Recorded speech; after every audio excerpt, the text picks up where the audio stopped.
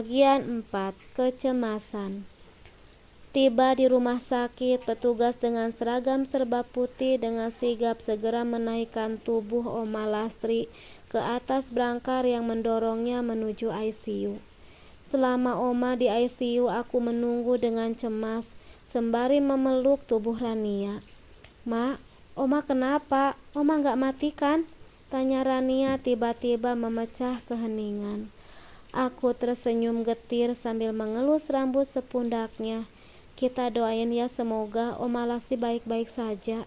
Aku kembali memeluk tubuh putriku. "Maaf, apa ibu keluarga pasien?" Tiba-tiba seorang suster datang menghampiri kami. Iya saya, Sus," jawabku gugup. "Silahkan untuk mengurus administrasinya di bagian depan, biar korban bisa segera ditindaklanjuti untuk dilakukan operasi." Jelas Suster Mila yang ku ketahui namanya dari bed namanya. "Tapi Sus, mari Bu, silahkan." Suster Mila tersenyum ramah sembari mempersilahkan. Dengan perasaan berdebar, aku pun mengikuti Suster Mila menuju resepsionis. Tiba di sana, aku tercengang melihat biaya yang harus dibayar untuk operasi Oma. Dari mana aku dapat uang sebanyak itu? "Sus, bisakah saya bayar sebagian dulu? Nanti kurangnya akan segera saya lunasi." "Entah dari mana uangnya. Setidaknya di rumah aku masih punya simpanan." "Baik, Bu, silakan tanda tangan di sini." Aku pun segera menandatangani berkas tersebut. Semoga Oma Lastri segera mendapat penanganan yang baik. Selama menunggu proses operasi, aku tak henti-hentinya berdoa agar operasi Oma Lastri berjalan dengan lancar. Entah sudah berapa lama aku dan Rania di sini. Untungnya selama menunggu kami sudah makan di kantin. Aku melirik jam yang menempel pada dinding rumah sakit. Pukul menunjukkan 3:45. Di rumah Mama pasti sudah menunggu. Bukan sebab rindu, apalagi kalau bukan agar bisa menyuruhku ini itu. Biar saja nyawa seseorang lebih penting saat ini. Aku hanya perlu mempersiapkan diri untuk mendengar ocehan Mama setelah pulang nanti. Setelah menunggu hampir 1,5 jam, akhirnya dokter keluar dari ruang operasi. Aku pun segera bangkit dari duduk sambil menggendong Rania. "Bagaimana, Dok?" tanyaku tak sabar. "Alhamdulillah, operasinya berjalan dengan lancar dan sudah bisa dipindahkan ke ruangan khusus inap. Namun untuk sekarang pasien belum sadarkan diri." "Alhamdulillah." Akhirnya aku bernapas lega. "Apa saya boleh melihat keadaannya, Dok?" tanyaku lagi. Dokter yang dipanggil Yuda itu hanya mengangguk dan pamit pergi. Meski Oma belum sadar, setidaknya ini membuatku lega. Sekarang Oma sudah dipindah ruang.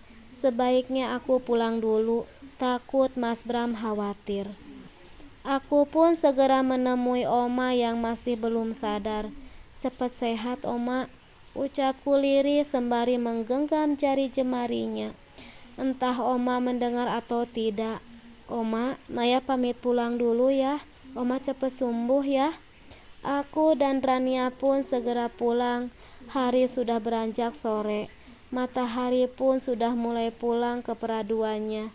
Itu artinya Mas Bram juga sudah pulang.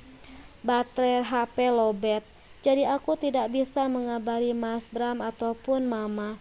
Jelas ini akan menambah petaka karena tidak bisa memberi kabar. Pelan aku membuka pintu gerbang, berharap Mama ataupun Mas Bram dan yang lainnya tidak tahu kalau aku baru pulang.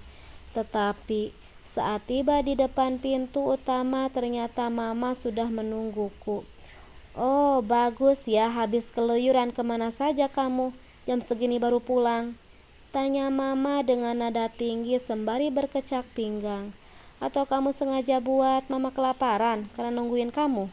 masih dengan nada tinggi. "Maaf Mah, tadi di pasar ada kecelakaan." "Terus apa hubungannya sama kamu?" Tanpa mendengar penjelasanku, Mama sudah memotong ucapanku. Tadi yang kecelakaan gak ada yang nolongin. Jadi orang lain lebih penting daripada mama sama Mita juga, Bram. Hah?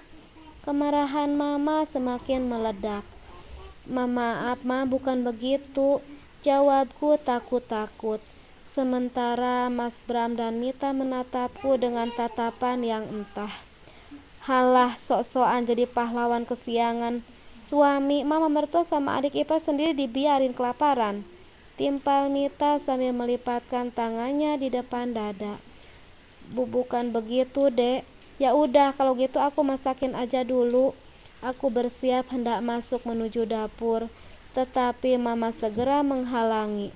Halah, gak perlu, udah telat. Kamu kan punya HP, harusnya kamu bisa hubungi Mas. Bikin panik aja, ucap Mas Bram dingin.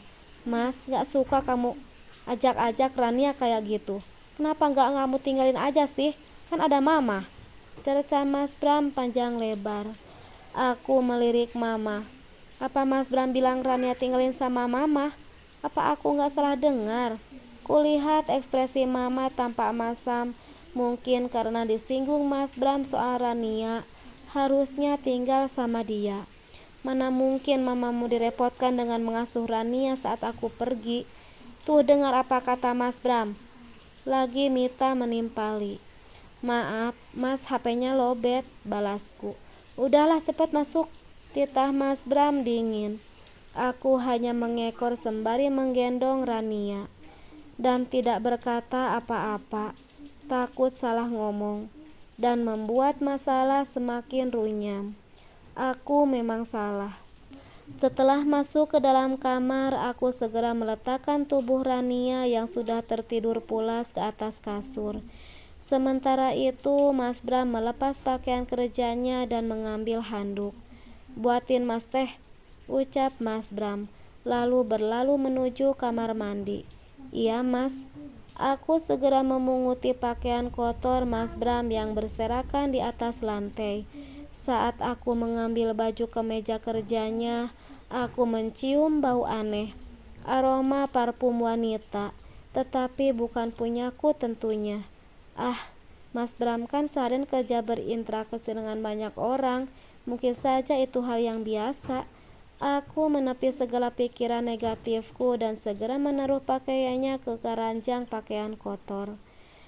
Setelah itu menyiapkan pakaian ganti untuk Mas Bram yang sengaja ku taruh di atas ranjang karena aku akan ke dapur untuk membuatkannya teh. Saat kembali ke kamar, kulihat Mas Bram sudah terlihat rapi dengan kaos polos dan celana pendeknya. Rambutnya tersisir ke belakang. Ia tengah duduk di atas ranjang sembari memainkan ponselnya dan senyum-senyum hingga tidak menyadari kedatanganku. Entah dengan siapa Mas Bram berbalas chat sampai tidak mendengar suaraku.